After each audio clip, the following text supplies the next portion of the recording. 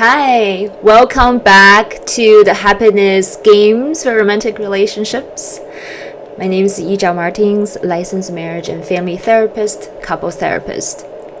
So today I want to give out the key ingredients of a happiness long-term relationship or marriage. Can you guess? Yes, we've been talking a lot of ingredients from our past series and podcasts like self-awareness, self-regulation, co-regulation, taking initiatives and leadership in relationships, and being playful, use dramatic play. But all of those cannot be done and manifested without these key ingredients, which is curiosity. That's right. So think about it. If you are not curious about what's going on inside of you when you're being activated in conflict with your partner, that you fall back to the old broken record you've been playing over and over, that my partner makes me upset, they're the problem, then there is no new way of solving your conflict and repairing your relationship. And unfortunately, trauma often gets into place for us to be curious. When we get stuck in the old neural pathway, the story that we've been playing out over and over, we don't have any opening for anything else that's possible. And you can imagine people can repeat that same old loop for 10 years, 20 years, 30 years, 40 years without getting to the other end of it. So I want to list a couple of things that get into the way of your having curiosity in your romantic relationships, especially the ADHD affected relationships. Based on my private practice and for my clients I've been observing, and I'm summarizing and learning. So the number one is projections. What does it mean? This can show up at the beginning, even a new relationship where people have old scripts and stories in their head, and they start to put it on their person they're dating or their partners. Well, in, say, ADHD affected marriage and relationship, what it shows up like, well, my partner hasn't been showing up and pick up the slacks, say in parenting, in paying the bills, getting the groceries or household work done, that this time around, the moment I see there's some cues of not catching up, not following up, I fall right back into that conclusion that they're the one that doesn't care, they're the one, they're lazy, they're the one that's disorganized, incapable, that I am the one that needs to take care of things, otherwise everything falls apart. Okay. That's an old script. That's a projection. The second one is called the hidden one-up position, called the victim role. So it looks like the victim is at the bottom. That's being down, that's being bullied, that's being traumatized, that's being wronged. But they're actually in very much control. They're actually a one-up position where they can point fingers at their partner for treating them wrong in all the ways they can accuse them of and blame them as the problem, where they take no responsibility for their part in the dynamic. So that's a very subtle one-up position. So when you're in that place, you also play the same loop, right? There is no curiosity, and there is no, what could be differently this time? Is there anybody else in this dynamic that has a part in it besides my partner? So the third one is a very one-up position called I am better, I know better, I do better. That's such a superior place, right? It's a top dog that blame or judge their partner for not doing a good job, that compared to them, they're not as capable, they're not as efficient, they don't plan that well, they don't follow through, they're forgetful, they're distractible.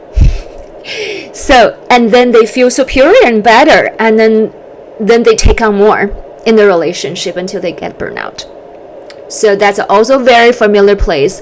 So if you're one of those people who tend to do that, well, ask yourself, beside this relationship, do you show up in a superior role in your workplace, in your family of origin, with your friends groups, like in your community even? Do you always wanted to step up as the one that's better and superior, even spiritually, that could be one, that everybody else is less than you. So you have this sense of feeling good, but also lonely. Okay, that's an old script as well. So no curiosity there.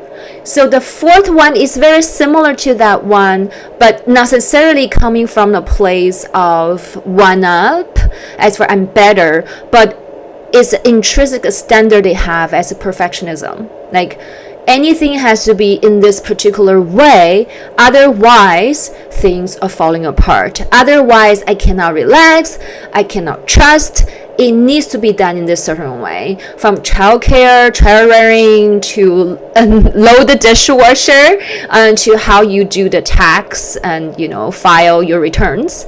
There could be many things that when one partner feel like they need to control, that's an old script that has always been, if I can control this and that aspect of my life, I have control, like that's to reduce anxiety. They do reduce anxiety and do anxiety by controlling the details in life.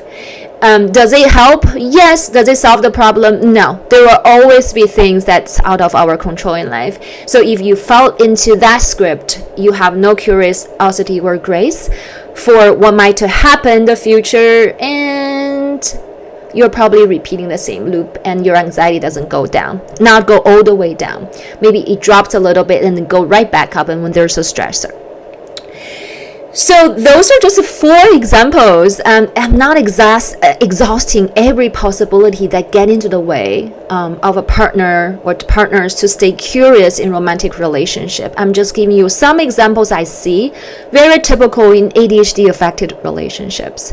So they are serving a purpose for a reason, right? So maybe back then, I don't know at what point of your life you have used this, what we call survivor roles or protective parts that helped you in life. You can be very successful. See, if you have a perfectionistic role in your system, you can be very successful in what you do, where you can maybe at the top of your career or in the totem pole because of that. And you can also feel very good in a relationship as the caregiver, as the fixer, that you are needed. You feel like you are not, you're indispensable, so you feel relatively safe in the relationship dynamic. And you can stay in your thoughts and your negative predictions, and your mind reads your projections of the other person in the future, feeling like you have some control of the reality, which we have zero control of anyways. But somehow, as a younger version of us, we find those comforting. So we'll use them over and over again, trying to adapt to the stress of life and unpredictability in life, but hasn't been working for you. And how's that been working for you? So what are the ways to integrate those aspects of us that's been helpful at a certain given time to a certain extent, but somehow make us suffer and struggle in romantic relationships? So the number one thing is to be aware. There is no change without awareness. That comes from kind of like CBT, DBT, a mindfulness practice, right? So as soon as you notice you do those things, hopefully whatever I listed today, the 4 times, ring a little bit bell for you. If you feel uncomfortable, maybe that's a little bit truth for you, right? So you want to be aware when that shows up. So when you start to frown and start to judge your partner, either external or internally, that why do they do it this way? Why do they do it my way? My way is so much better.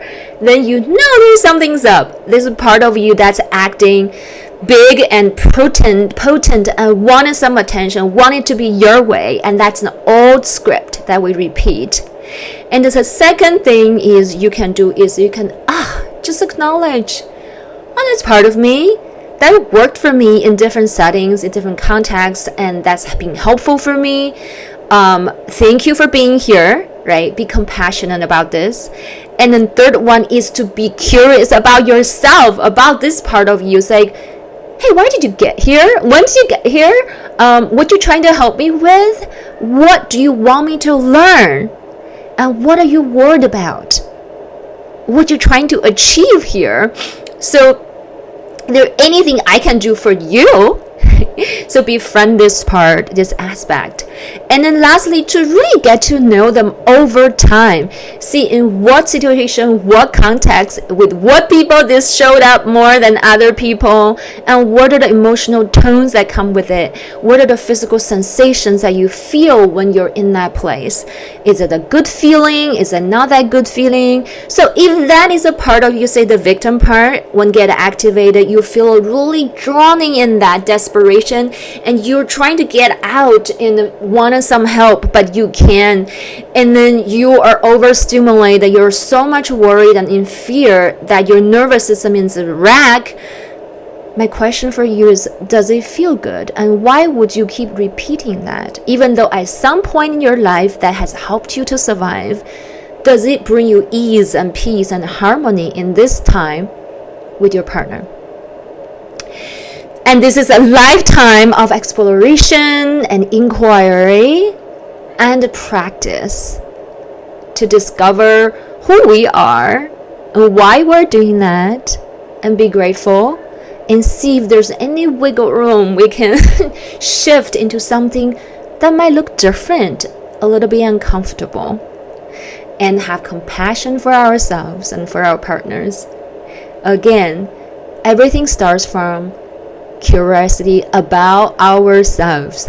Then we can bring that into a relationship with other people. When we have compassion and curiosity about ourselves, we can feel compassionate and curious about other people.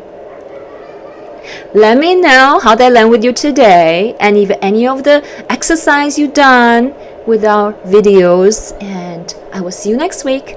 Bye.